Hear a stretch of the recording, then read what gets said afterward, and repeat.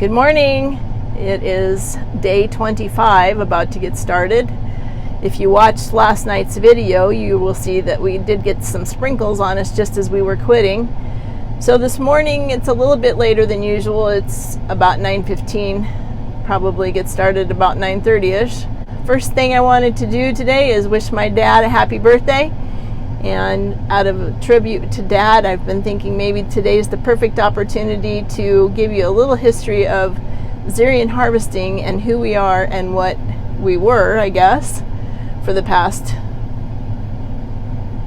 goodness, short story, 40 some years, long story, 50 years already? Oh, goodness. Anyways, that's what I'm going to try to do throughout the day. So happy birthday, Dad. I love you.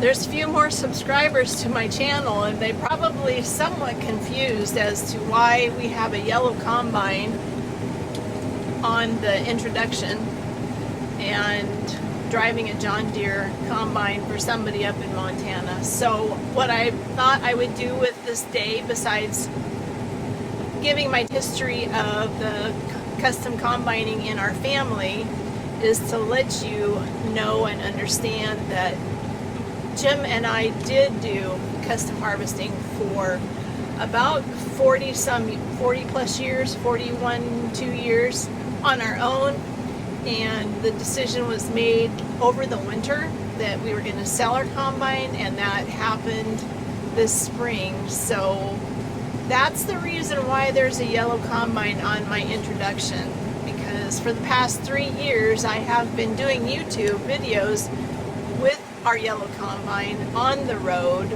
showing the hardships and the good times and what it takes to get the crop out of the field. And after the combine was sold, we sort of had this transitional time period, and Bret made the bold act of contacting us this spring and asking us if we would come to Montana and help them with their harvest. So that's why we're here. We no longer have our yellow combine.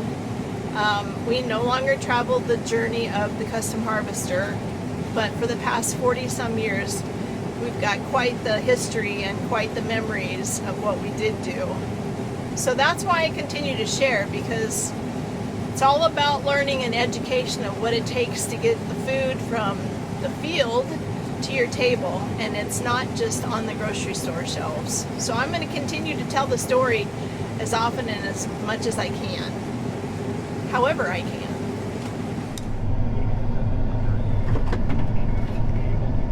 Hope it's ready instead of not.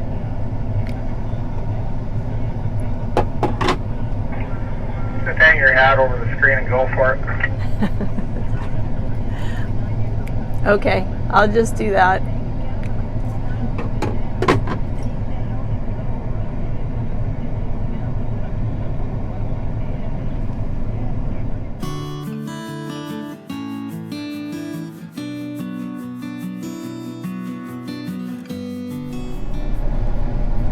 There's the lineup that everybody who takes pictures is just so excited to get, one after another.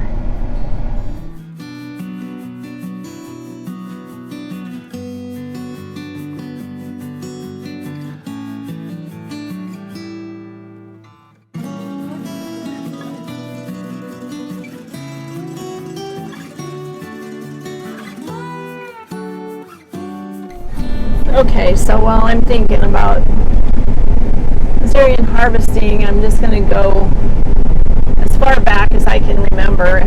Some of the stories I'm getting from my dad, and I hope I remember them as they should be. I've got a picture of my grandpa as early back as I believe he was 17 years old, standing next to the tractor that was pulling the Rumley pull-type combine. I can't remember if it was his brother or a cousin that was with him. I'm almost going to say it was his brother, but don't hold me to that. Anyways, Grandpa used to do local harvesting around the Esmond, Kansas area as a kid. So he already was getting started on this at a fairly young age. And then the next picture that I have of him is him standing next to his truck, which is loaded. At one time, I think Dad said that one of Grandpa's earlier trips was from Grand Island North, so he must have got a late start on the harvest that year. Maybe it was his first year. And that combine is sitting kind of wonky on the truck, and it kind of makes you wonder, was he at all nervous about hauling that thing down the highways? You know, there were no DOT and no rules and regulations at that time, I'm guessing. So they did whatever they could to make it work. Dad tells about how Grandpa used to back the truck up into a ditch and then drive the combine onto the back of the truck with the header of the combine hanging over the cab of the truck. So, you know, as a kid, I heard harvest stories all the time. And they always talked so highly of their harvest friends. And I tended not to pay attention like I wish I would have now. Because now I get it. I understand everything that they were talking about. Now I can't ask them questions. But anyways, so this whole thing started with Grandpa. Eventually Grandma joined the crew. I believe she joined like early 60s. They had a couple of trailer houses that they owned, and Grandma's job at the time was basically to support the crew, of course. I remember she doing everything, cooking, cleaning, laundry for the guys. Everything was done by her. The summer of 1974, you can do the math, I was 12 years old. My Grandpa and Grandma must have approached Mom and Dad about the idea of me coming along to help her out with the crew, because they had expanded by another combine, which meant another, I suppose, a couple of more crew members. They had 4 combines at that time. And I was to help her out. So the memories that I have of being on the harvest that year were shopping with Grandma for clothes, because she loved to shop for clothes. Shopping with Grandma at the grocery store, folding lots of clothes, making lots of lunches, helping her with food, doing whatever I could to just be of some assistance to her. Then she made the mistake of leaving me out in the field one day to help Grandpa move. And so I stayed at the field, and this is how Grandpa taught me to drive the stick shift. Get in that thing and just drive it. Nobody showed me how to do the clutch and the gas. I mean, I'm sure he did, but he didn't tell me that I was supposed to let up on the gas when I put my foot on the clutch. Needless to say, I learned how to drive stick shift by watching others after that first time. And then he puts me in the combine. And that was his mistake there. That was also Grandma's loss, because it was that day I fell in love with driving combine. And anytime I could get out there to the field and drive that combine, it was a good day. Dad went with Grandpa when he was in high school. It's because they didn't have a trailer house. He and Grandpa spent a lot of their nights sleeping either in a partially filled grain truck or under the grain truck, depending on whether or not it was raining. He said he remembered one day it rained all day, and they just spent the entire day hanging out underneath the grain truck. I can't even imagine. I guess there must have been some real cutter camps at that time. If it was a waiting line situation for the showers and there was a river, Dad said he would opt to just go jump in the water rather than wait for the shower line to dissipate. Straw's a little bit tough this morning.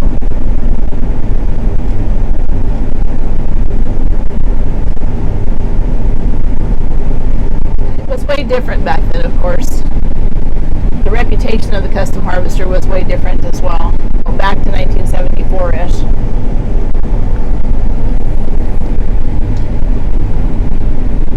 that summer, I made it as far north with Grandpa and Grandma to Wolf Point, I believe.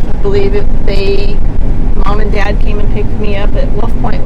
They used to go as far north as into Canada. And I remember seeing pictures of them standing next to their combines with snow on the ground.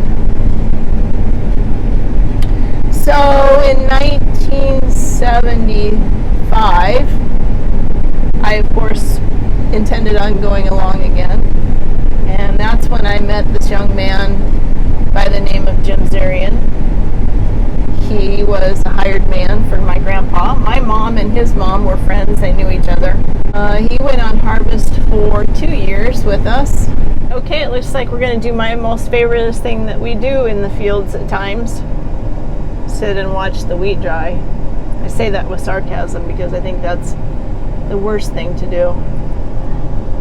Moisture was just a hair over 14, so it's a little bit too wet yet.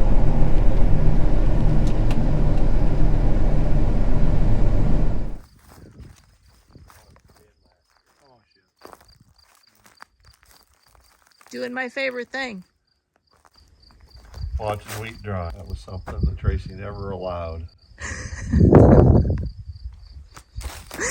Because there's always so many other things that I could be doing. Today's Dad's birthday. How old? 82. Oh. Happy birthday, Larry. One year we even actually celebrated his birthday in Great Falls, right?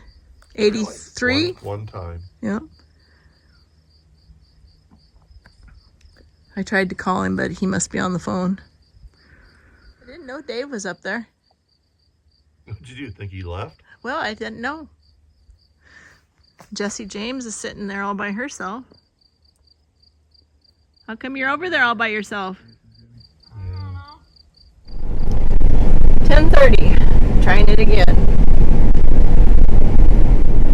Still a little heavy on the straw.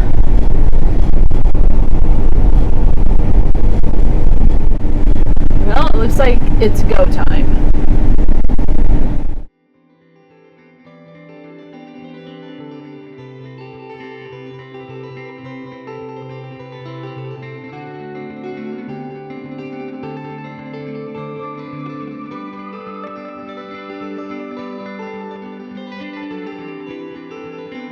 $19.75. Okay, we're back to 75. Let's see. 75, 76, Jim went on harvest. 77 through 80, I continued to go on harvest, and in that time frame, my dad decided that maybe he would like to carry on the harvesting business for Grandpa. So he didn't quit his job. He was working as a civil servant at the time for the base in Omaha, Bellevue, Oughta Air Force Base. And I think he had like 5 years before he could retire, but he really kind of wanted to take over the business. So in 77, Dad and Mom made the trip to Oklahoma with the combines. So we all went as a family. 77, 78, 79, the summer of 1980, I graduated and I decided that I didn't want to go on harvest any longer. I wanted to stay home, and so I had a full-time job. I stayed home while the rest of the family went on harvest. Jim and I started dating when I was in high school, so that was another reason why I kind of wanted to stay home. In 1982, Jim and I got married. Grandpa and Grandma were that much older, of course. Grandma was well into her first or second year of battling Lou Gehrig's disease. The fall of 1982, my dad and Grandpa approached Jim with the idea of buying a combine and adding to their fleet, because apparently they had acres enough to make use of one more machine. And so after we got married, of course, we had no intentions of being custom harvesters. Jim was a journeyman electrician at the time. I had my full-time office job, and we were living the dream. We were in our one-bedroom apartment in Omaha, working our full-time jobs. Fall of 1982, Jim bought a used Massey, I believe it was a 750 Massey, and we bought our GMC truck, and I stayed home working my full-time job. And that summer of 1983 would have been the first year that Jim would have made that first trip. And watching my family take off without me was probably one of the hardest things that I had done. So I convinced my boss to let me take a month hiatus from my job. And I bought a bus ticket to Miles City, Montana, and 23 hours later I arrived in Miles City. Jim picked me up because they were cutting in the Jordan area, and I stayed with the crew for that month. 1985 I got pregnant with Jamie, and Jim stayed home from the harvest the summer of 85 and 86.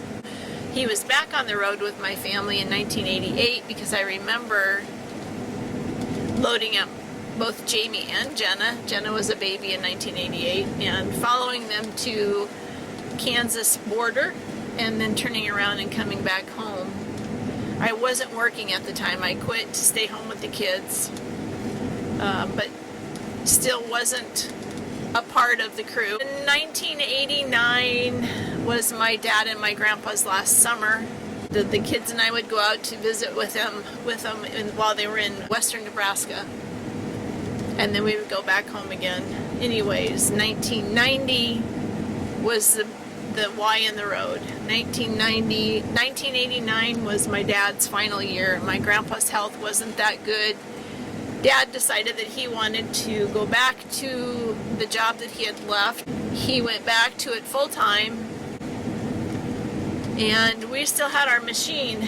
It was at that time when the Case IH had some sort of an incentive in the spring of 1990 to try to lure people who had Massey Ferguson combines into a Case combine, and we had a great Case salesman who was also one of Jim's longtime friends who told him that it could work.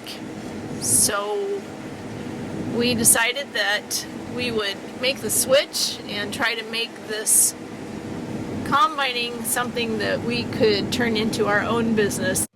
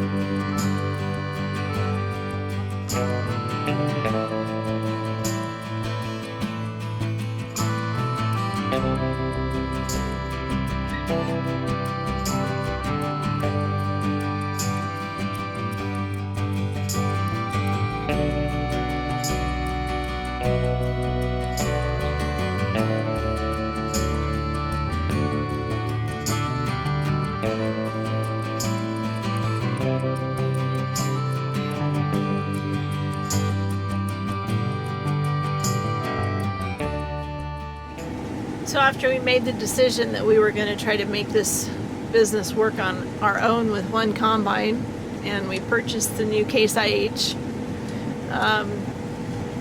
we convinced Jim's dad into coming along with us to western Nebraska. So we went back out to Lodgepole, where we were familiar with the territory and we really liked being in western Nebraska. So we used my grandparents' trailer house and pickup and one of their Ford grain trucks, which we later purchased and named Henry. We had our GMC truck and we packed everything up and headed west and pretended to be custom harvesters that summer. We went as far as Bushnell for the summer.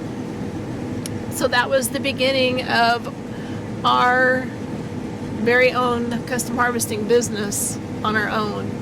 So after we kind of got an established run made, we started hiring somebody to go along with us. So we had an additional trailer house and all of what it takes to have a hired man. And then we added on to our family in 1994. We had Taylor. 1997 we had Callie. So I remained the support crew.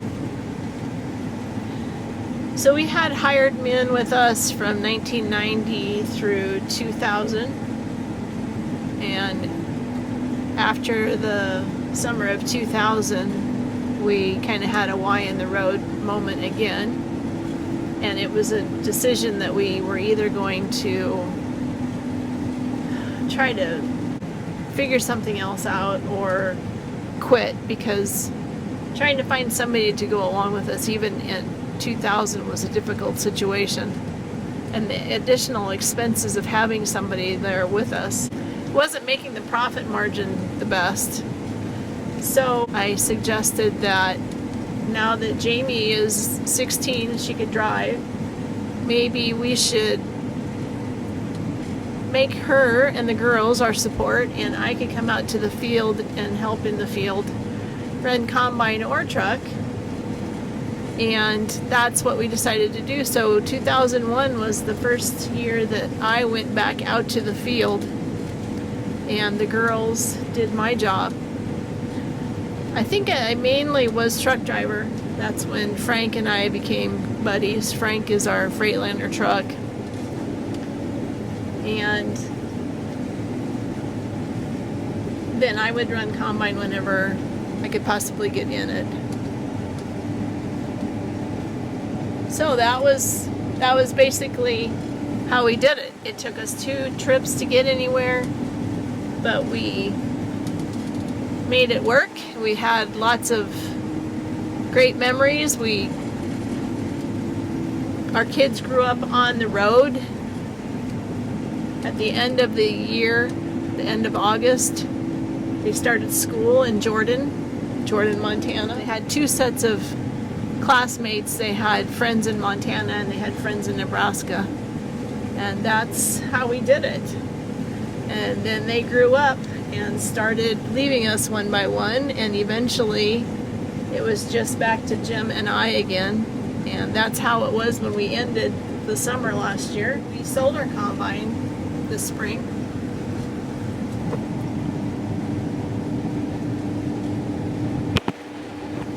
And as luck has it, of course I call it something different, God's plan has it, here we are, working for this great family-owned farm up here near Highwood, Montana. And I get to do what I love to do, drive combine. So I got my combine fixed for another summer anyway. 2022 marked the 72nd summer that somebody from our family was on the road with harvest. Hard to believe, 72 years of doing this. Lots of great memories of being in the field, being in a combine, spending time together with Grandpa and Grandma on the road, our family together for 3 months, family time being forced in a 35-foot trailer house. I hope that now that our journey as far as the custom harvesting business has come to an end, I've done a fairly decent job of helping tell the story, but I've had so many wonderful opportunities and blessings because of speaking out about what it is that we do. It's just been really great. So I do hope that I have effectively told the story of the custom harvester through these videos, and I welcome all of those who have subscribed because of, I'm sure, the green combines and the large vastness of this state, this beautiful state of Montana. But in the end, all that matters to me is that somebody who didn't know what this was all about can now fully understand what it is that we do and why we do it. And does it break my heart that we no longer have a combine and will no longer be on the road? Yes, it does. Absolutely does. That's why the job that we're doing right now was truly a blessing, and it has been a wonderful experience. And I hope you've enjoyed it as well as I have.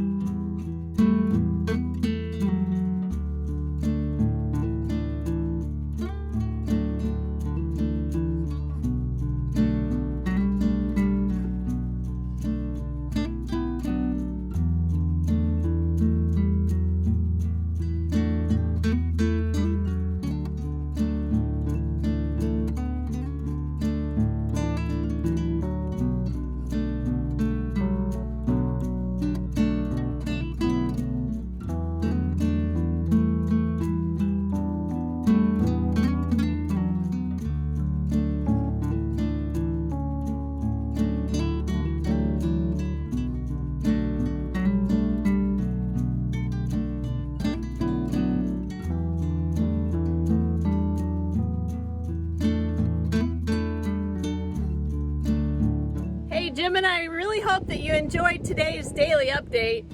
If you did, why don't you give it a thumbs up for us? We'd like to know that. And be sure to hit the subscription button and the bell notifications so that you know when the next video is up and ready to watch. Thank you, and we're so glad you're along with us for the journey.